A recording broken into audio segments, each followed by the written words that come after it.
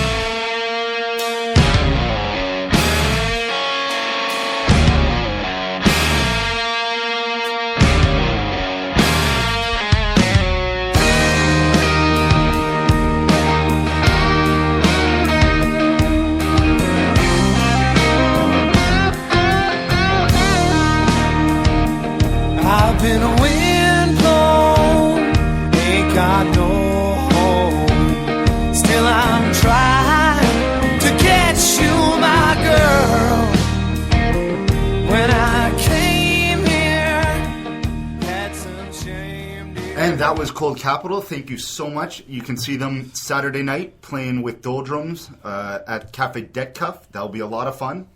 The first song we played, that was Wind Blown. It was used in the Ottawa International Film Festival's 72-hour film competition, which wrapped up last night. It was a lot of fun. Oh, that was good. How was it? Incredible. Yeah? We have amazing talent in the city. The film I was in got the People's Choice Award. It was a lot of fun.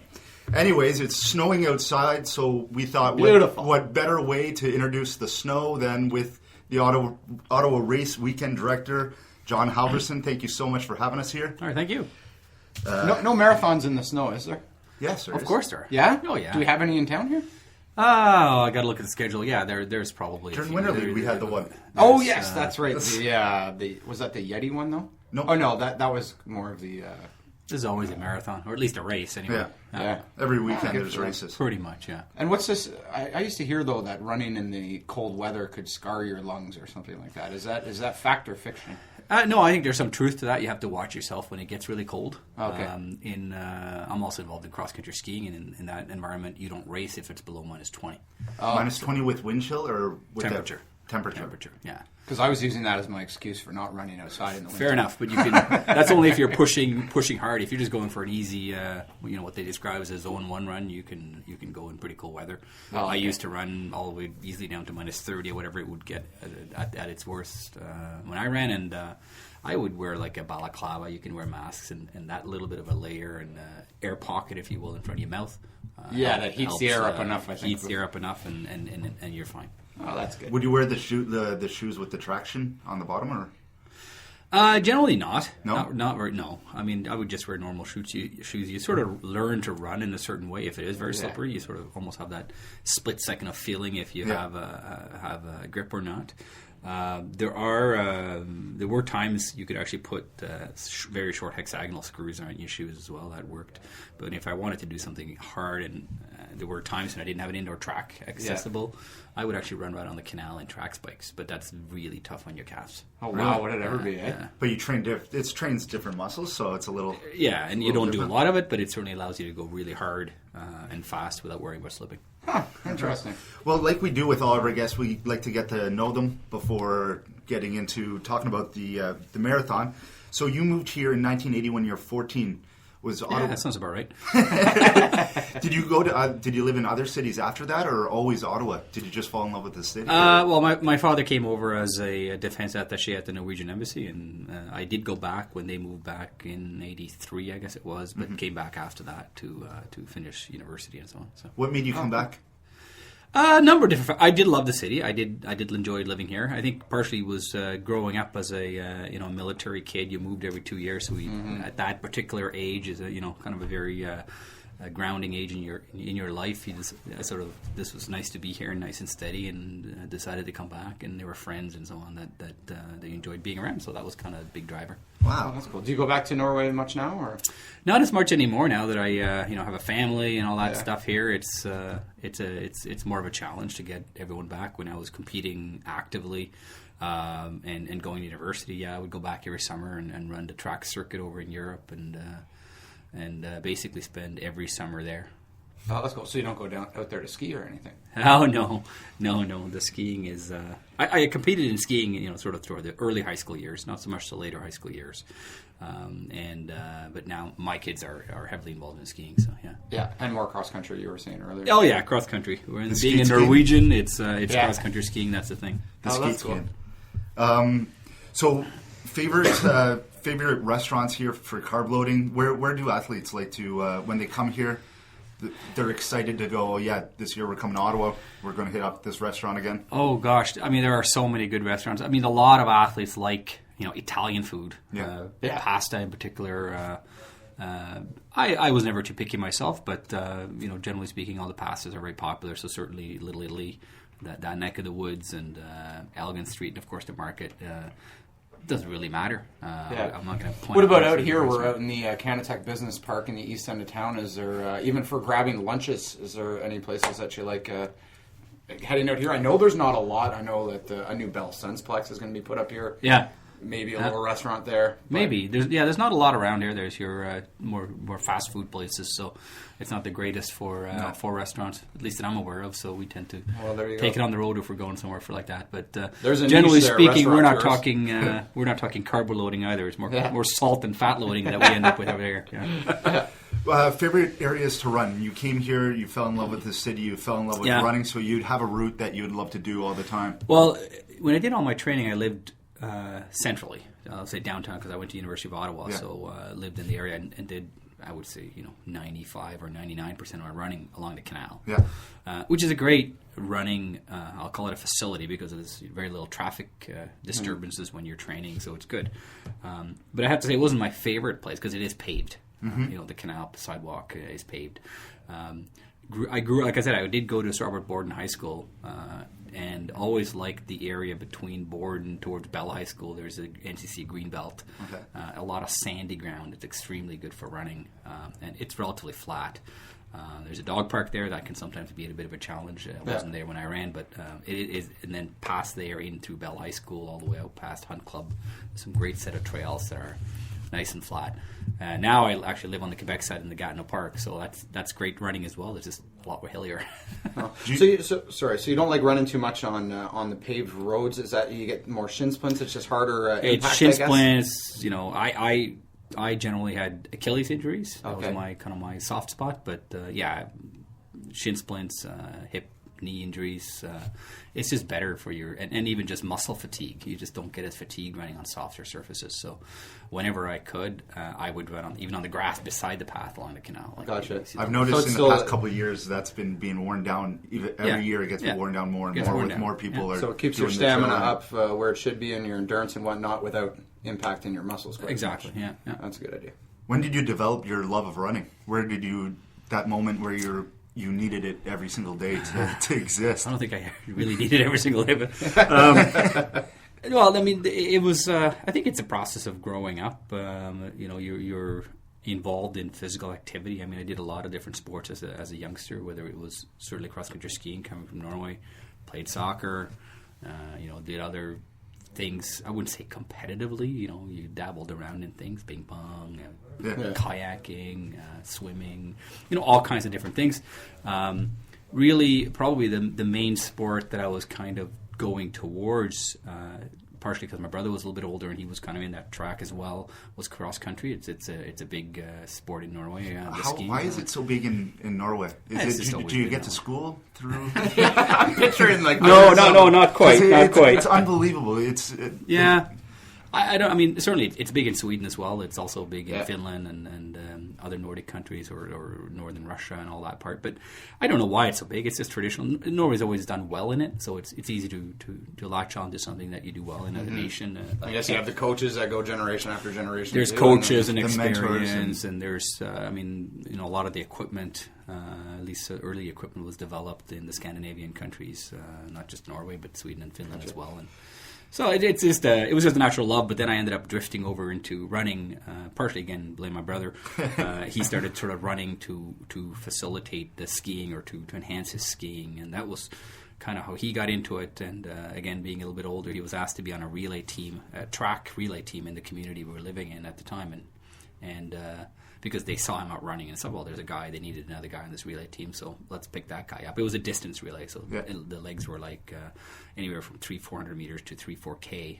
So they picked him up, and he ran, he did well, and so from there he got sucked into joining the team for training in the summer, and he brought me along, I guess, and that was that. So for cross-country skiing in Ottawa, do you tend to do it at a lot of the trails that you run in the summer, or do you head to different locations for the cross-country skiing?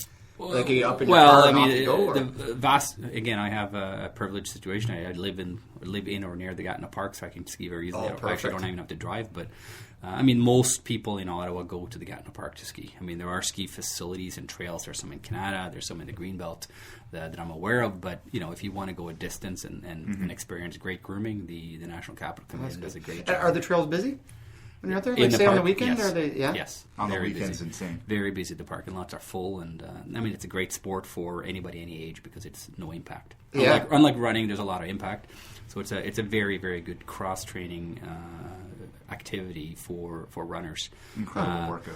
Probably the better of the two techniques would be the diagonal stride or the classic technique more so than the skating. The skating is a little more like a cyclist, but they have different challenges for people in terms of technique. Oh, that's cool. Did you take part in the Loppet this year?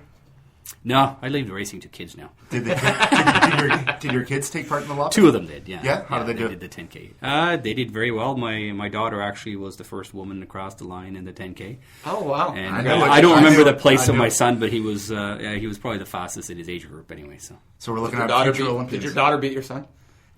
Barely, and she's older. Okay. Future Olympian? Well, hopefully. We hope so we can go somewhere. That's good. That's great. Did she watch a lot of the Olympics for I've been spoon-feeding them a lot of... I call it sports. I mean, I think in Canada we have North America, actually. Coming across as a European, North America, you have a skewed view on sports. I'll have to say. It's you go to Europe, and anybody has been to Europe, you see it in the way they cover sports over there. It's much broader. They cover, not just track and field and running. They cover swimming. Exactly. I love Eurosport. It is so motivating. They also cover hockey. They also cover football and soccer, and basketball. But it's not so single tracked on what we call the professional glorified. Sports. Yeah. And I like to say most of the amateur athletes, whether they're Canadian or not, are probably more professional about their sports than most professional athletes are. Do you think that's because there's too much money in some of the bigger sports here in North America, like football and hockey? Well, certainly, yeah. The money plays a big factor. It's a strange kind of mindset. It's not easy to sort of say it's one or the other. I think it's a bit of a catch-22. You can sort of blame the media because the media doesn't focus on the other sports, and hence you don't get the money into them and sponsorship into them. On the other hand, the media says, well, those are the sports that gets the rating. You can't just... Yeah. You can't, in my opinion, I would never expect this to turn on a dime. If you want to ever try and change it, it's a slow process. Mm-hmm. Yeah. You see some sports have sort of come more to the forefront in the last number of years, partially because the Olympic athletes do well in those sports, and then there's an interest and they cover it. But it would, in my opinion, the right answer to enhancing Canadian what they call amateur sports. So I think, again, I'll stand by my statement that most of them are more professional than the pros. Yeah. But it is to really get the media to start focus on more so-called amateur sports. At least a little bit, because you need more educated spectators. I mean, if you go, I ran track meets in Europe, and in particular the one in Oslo, Norway, and the one in Zurich, Switzerland. you have an extremely educated audience, and they know exactly how fast the guys are going, if they're on world record pace, or what the performances are, if they're doing a long jump at a certain distance or a high jump. They understand and know that. And that kind of knowledge, you don't get that right away. That has to be developed through both participation in the sport and also in terms of being able to sort of see that sport on TV, appreciate the results, being educated.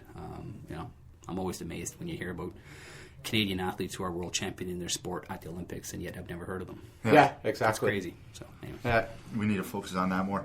I just want to. Your times for the 5K and 10K are unbelievable. They're on the forefront of the Ottawa Marathon. 13 minutes for a 5K. Yeah, 13 minutes. 13:20 and 27:43 For the 10K. for the 10K. Unbelievable. Nowadays, it's not that great. If you look at the world level, I think the world record now for the 5K, as an example, is almost a minute faster. Yeah. At the time when I ran, they were running about, the world record was 20, a little more than 20 seconds. They had just gone under 13 minutes when I ran. Yeah. Wow. Were you friends with the world record holder? Yeah, I actually sort of have a funny story. I ran a race in Spokane, Washington called the Bloomsday. It's one of the biggest races in the world. At the time, it probably had about 50,000 runners in a 12K, 60,000 runners in a relatively small community, Spokane. It's a fantastic event, and I ran against a guy called Yobis Ondieki, who was the first guy to go under 13 minutes for the 5K, and he had the world record. And I beat him there, and I turned to him and said, "Oh, it feels good to beat the world record holder." And he looked at me, great guy, and he goes, "You know what? You got to be out of shape to get in shape." I didn't feel so good after that, but it was a good story, and we got along great. What's he was a great runner. Miles wise? 5 kilometers. I'm just trying to, because 5K, yesterday I did just over 3.1. Okay, yeah, that's quick. Like yesterday I did 4 miles, and it was like 40 minutes or something casually on the treadmill. You're going to have to pick it up. Yeah, I mean, the world record pace right now is extremely close to 4-minute miles, if not under. I'd have to look at the math. 4-minute miles. You're wow, going to get that's that. 6 minutes. 6 minutes quicker than me. 3 of them in a row. Drinking rock stars, you're going to get there, Miller. Yeah. Anyways, we'll be right back with John. Thank you for listening. We're going to listen one more song from Cold Capital. This is Charlie, and we're going to check in with Don and Chen from Foodie Prince, and then we'll be right back talking about the Ottawa race weekend. Be right back. All right, thank you so much, Don and Jen. Have you seen Charlie, baby, standing in the corner to make your day?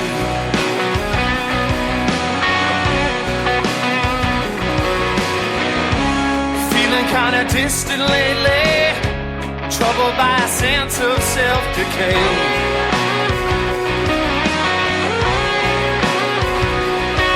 And they don't care what you did, they don't care what you tried, they don't care what you hid, and they don't care.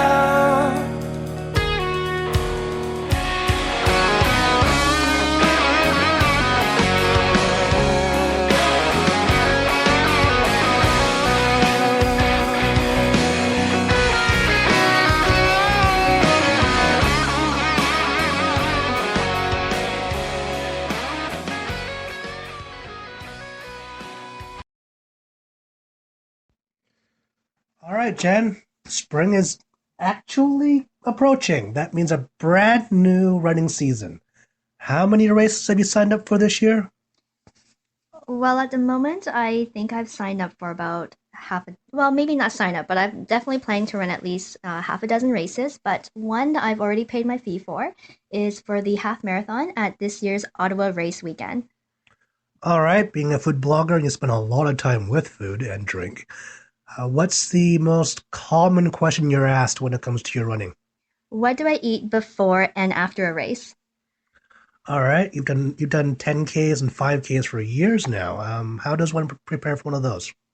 Well, if I'm looking at specifically the 5 or 10K for race weekend, you need to keep in mind that those two races are held in the afternoon and early evening of Saturday. So you need to be smart about what you eat before, what you eat the night before and also right before your race. So for those people who have been training for quite some time, they've probably already increased their carb intake.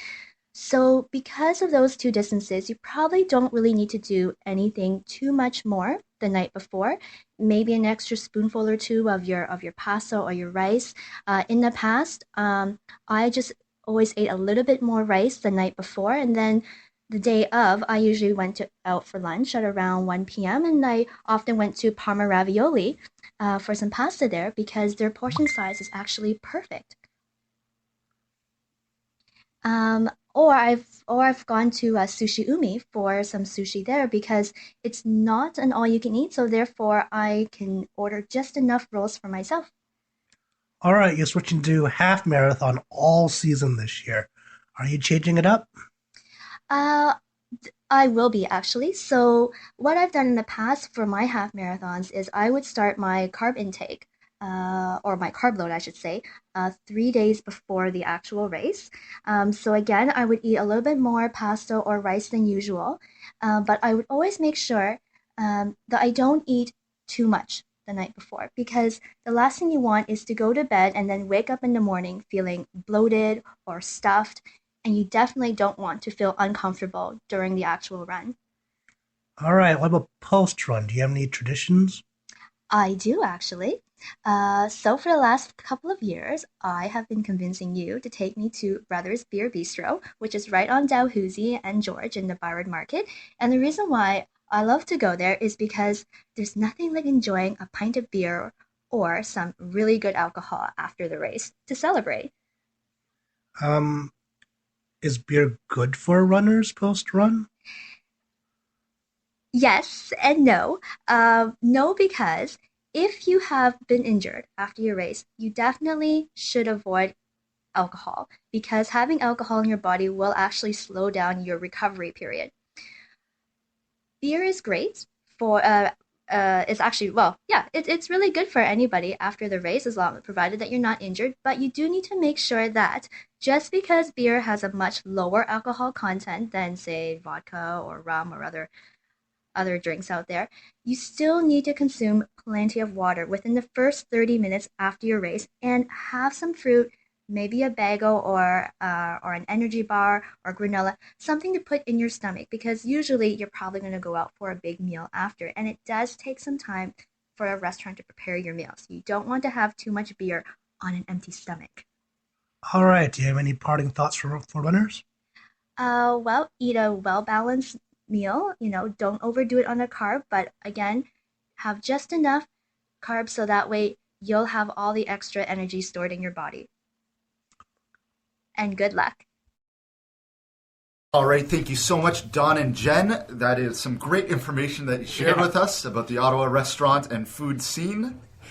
And thank you, Cold Capital. So we're here with John Halverson, the Ottawa Race Weekend Director.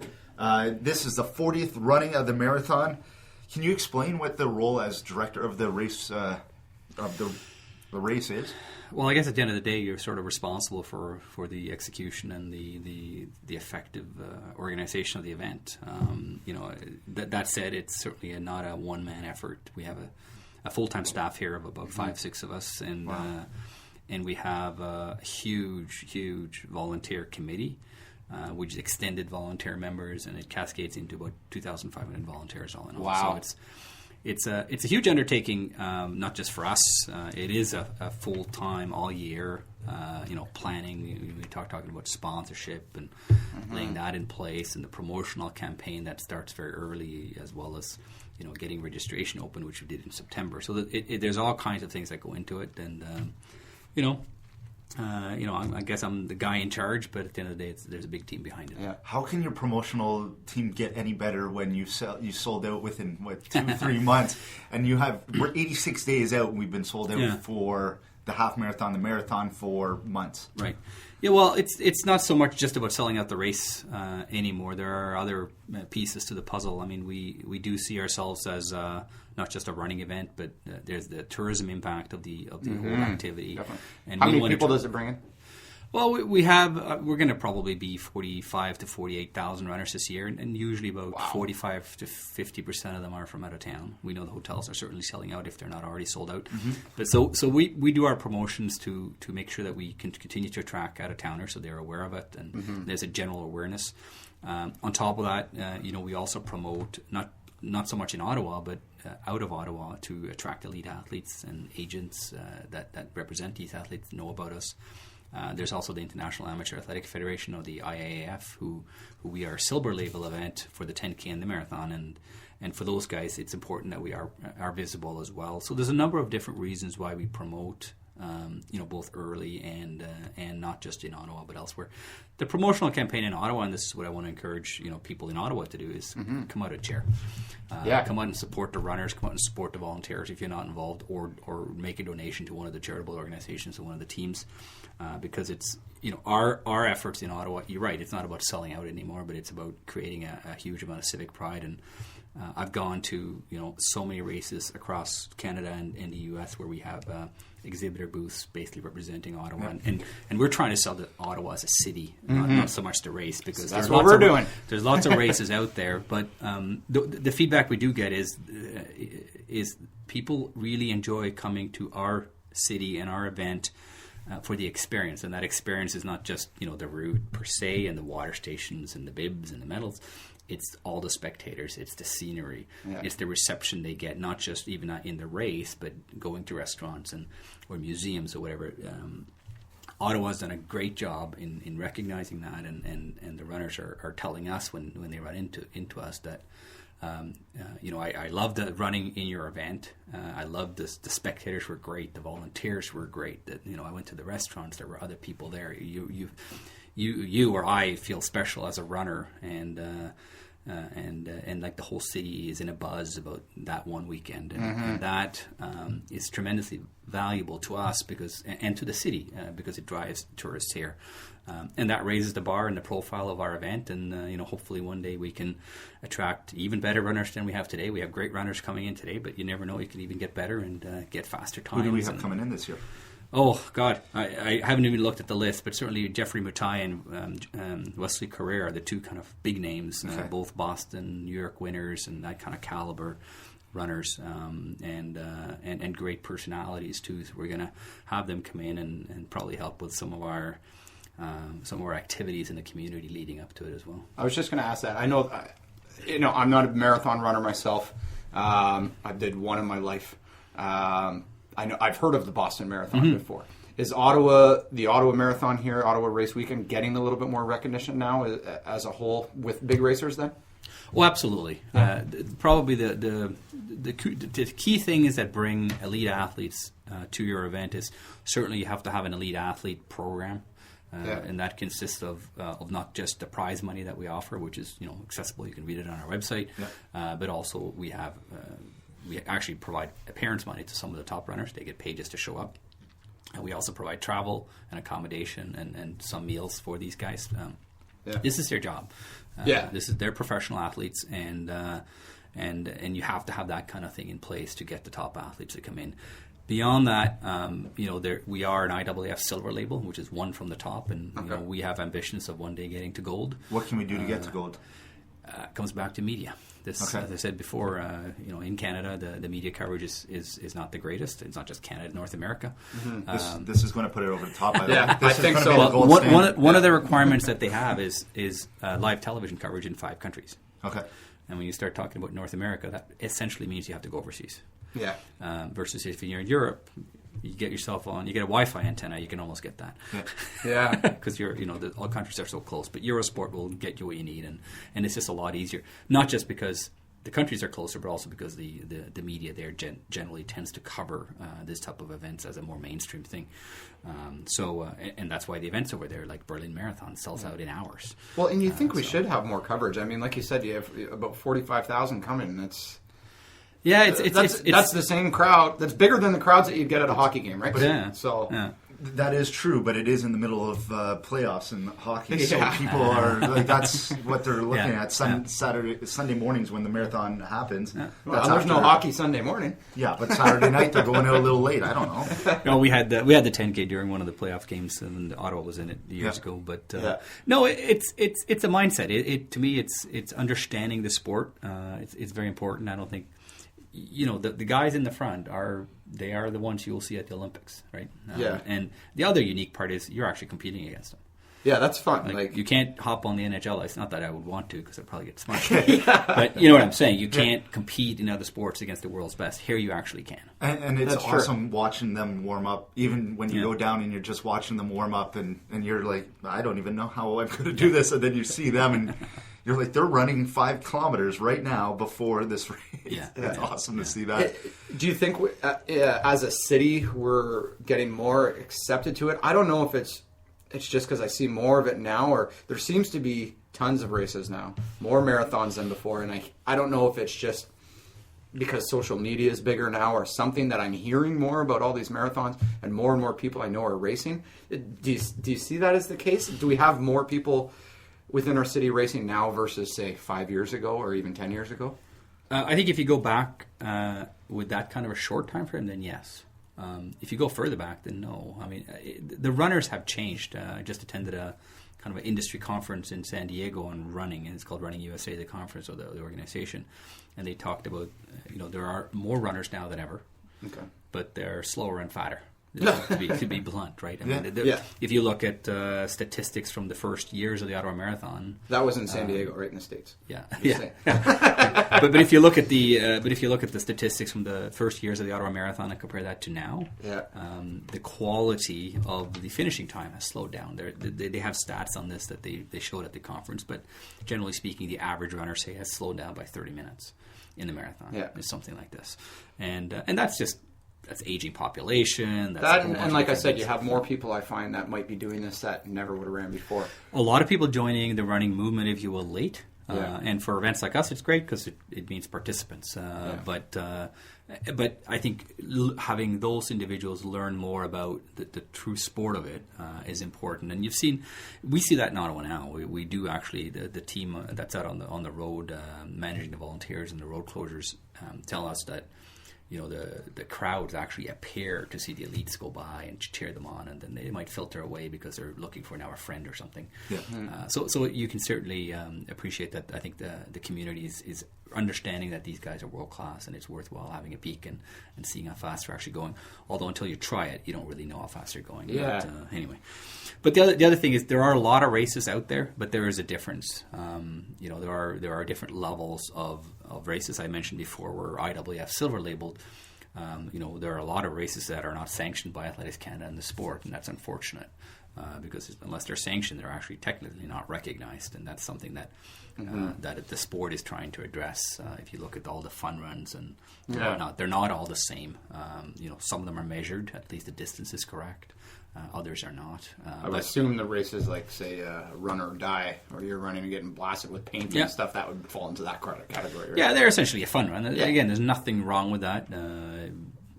I don't know the event specifics. I'm not going to comment whether it's measured or not, but they are fun runs, and that's fine. There's lots of different. This is keeping people active. There are also races. It comes back to more than just measuring. There are also races that are completely random distances that are sanctioned and recognized. One of my favorites is the Glen Tay block race in Perth. It's a 14 point something K because it's a farmer's block or whatever it is. And it's quite old, and I don't know all the history, but I think it's a fun. Good scenery. Yeah, that's fun. Good scenery. Well, it's farmland. That's sometimes might not be. If you've never seen it before, maybe might not be the most exciting, but it's pretty. Yeah, sure. Where's your favorite place in the world to run? Ooh, that's a tough one. Or favorite race that you've ever done? Well, that's a different one maybe, but I still think Ottawa has a lot of positives. Certainly in the winter can be challenging, of course, but you go a lot of places. I did train in St. Moritz, Switzerland, which is altitude training. Oh, wow. And it's expensive, but it's a very nice place to be. It's fun seeing all the people with their wood outside their homes and going by that. That's what I remember. Some of that, yeah. Well, thank you so much for having us here. Yeah, that's great. If you're listening, please get out there, cheer on people. I know I go every single year by myself to the finish line for 2 hours in the morning, and it's it's one of the most inspiring. We got about 3 months to plan it out here. 3 months to do the final planning. There's we've done a lot already. I mean, things like shirts are ordered, medals are ordered. We got the medals here. Design. Yeah, I'm going to take one of these home so I can pretend and show my mom that I completed it. It's a big one this year because it's celebrating the 40th year. The ribbon there there's a new one coming in. But, so all these things are done and they get manufactured, as you can imagine, in the Far East, and all the shirts are on their way. And now we just got to get the banners in place, and pray for some good weather. And yeah, the weather in Ottawa in May can be a challenge for sure. Yeah. People, when we do travel, we get a lot of questions, what's the weather like? And we say, well, the average temperature is 19 degrees. Yeah. But it's never average. No. It's either 10 or 30, right? It's always different. Or 10 in the morning, 10 in the first hour, 30 in the final hour. So they're going to... Last year we had great weather. We can always hope for that, but we understand that we can certainly get warm weather, and then we have to be extra prepared for that. Well, that's it, because we can get pretty humid weather here. I'm assuming it'd be kind of... If you live along the course and it's a hot day, by all means, take your hose out and start spraying people down. There you go. That's permitted. Runners right. appreciate Perfect. Why, when can people volunteer up till? Have you filled up all volunteers yet? No, not necessarily. Yeah. There, if you go on our site, there's a volunteer page there, and there's different email addresses you can email. What's the website, just so people know? It's runottawa.ca. Runottawa.ca. Easy. Perfect. You can sort of look at the different roles and things, and you can email them, see if they have spaces available or needed. And if not, we usually have the emails pass around. Perfect. The only one that really has unique requirements is the medical facility. Of course, they're looking for people with training. Yeah. And they're always looking for more people. It is closely associated with the Ottawa Hospital. Yeah. One of our key charities and longtime partner and supporter. And they can always use more people. The more skilled and trained you are, the better. Well, they do great work. I remember 2 years ago I spent a lot of time there because my friend, we were waiting for him for I think 30 minutes to complete his race. We didn't know where he was. We went and we walked to the barracks. Oh, really? And we found him. Yeah. And he was worried about his baseball game that didn't even happen. So that was my learning. Anyways, thank you so much for having us. Next week we have Petra Janiskova, the Canadian pro tennis player from Ottawa. So she'll be a lot of So fun. I'm going to beat Nick on the tennis court before and or after. It's going to be my return. Maybe even during. It's going to be my return to tennis. I have a torn ACL. I thought I had the surgery. Use a video for this one? Yeah, we're going to videotape that. I don't want to know. Events this weekend? Do you have any major events planned that you're attending? No. Well, I'm going to ski races, but that's Perfect. Nice. I'm going to Toronto tomorrow. So. There you go. Events this weekend. Tonight there's a Spotlight 613. It's a new live talk show at Living Room on Elgin. That sounds really interesting. It's going to be a monthly event, the last Thursday of every month. Entrepreneurs, entertainers chat about life, art, living in the 613, and apparently sex. So that's going to be interesting. All live on TV. Christina Walkinshaw is performing at Yuck Yucks all weekend. She is an amazing comedian. She went to university in Ottawa. Now lives in Toronto, but she has a blog about Tinder. She's trying to do 52 dates on Tinder. That's the one you were talking about. Yeah, right? she's hilarious. So she'll have fun stories for that. What do you got, Miller? I got a lot. Friday night at Ritual, DJ Sneak. He's pretty much a legend, self-proclaimed house gangster. He's been DJing since 1983. He's influenced almost every single... Wow. Since 83. He's influenced everybody from Daft Punk to Armin van Buuren, like... Any house or electronic DJs out there, he's pretty much had a piece in it. So that'd be something to check out on Friday night. Yeah. Saturday at the Elmville Oyster House is Shuck and Strut. Okay. So there'll be DJ Sitars there. It's the first Saturday of every month, basically. Shuck and strut. So shuck your oysters and strut your stuff. I guess so. Yeah, it's going to be a mix of funk music, soul, and R&B, and they got some oysters, and then you can dance up whatnot. Right on. Sunday at Era from 5 to 9 is the Ottawa Music and Art Expo. That'll be fun. Yeah, there's going to be lots of prizes, artists of all sorts, $15 cover. Also on Sunday, another art show at 7 p.m. at the Poor Boy Pub on Somerset. It's called Frame of Mind. It's a mix of brush and photos. So it's where photographers will take pictures, and you'll have artists that will also draw on the photos. They're going to draw after. during the event? I'm not sure if they're drawing right at the event, if that's going to be live, or if they've already done. I'm pretty sure it's already done, and then they're just showcasing it all. But either way, definitely something good. There's a whole slew of artists that are going to be featured there too. So right on. Saturday, you have Cardboard Crowns playing at Zaphod's with Finding Chuck, so bands that have been on our show. Saturday, Sound of Lions playing with Flying Horses. Yeah. So we got lions and sounds of lions and flying horses. It's going to be a very interesting mix. At Black Sheep. Oh, Friday's also Nature Nocturne as well. Oh, it is? Yeah. It's already that time of the year. And Saturday and Sunday, you have a Winter Village Mesh Wadoon at the Wabano Center. It's a celebration of First Peoples winter culture, because that always amazes me, the First Peoples, what they went through during these winters in Canada. I could only imagine. I can't imagine. I don't want to imagine, but It's amazing, and so I love learning that kind of stuff. So anyways, we have one last song from Cold Capital. This is The Truth. And the truth is, this was an excellent episode. Thank you so much, John. Keep running, keep training, people. All right. Yep, let's do it.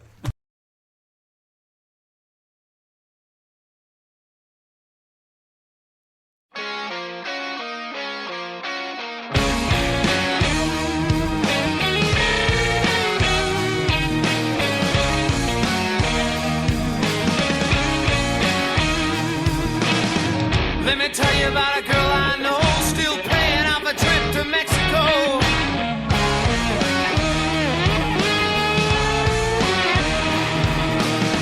Tell you, baby, that's all I see. Me and my little girl down in Tennessee.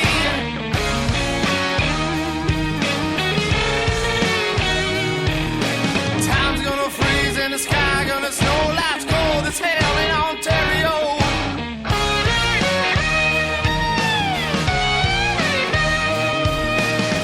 Take my clothes, hang 'em on the line. Gonna take my time, gonna drink her wine.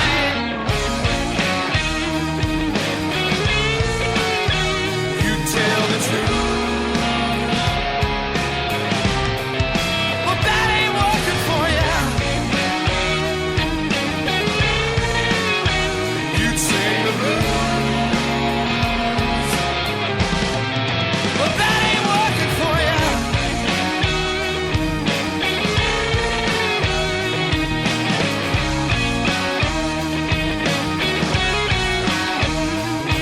Well, it's sell, sell, sell, baby, bye, bye, bye. Ain't it hard telling truths when you're where to die?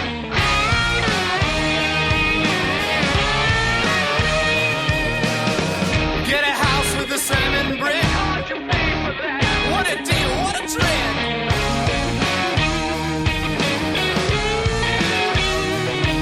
Well, it's bye, bye, bye, baby, sell, sell, sell. You will lie to a few, then ring the bell.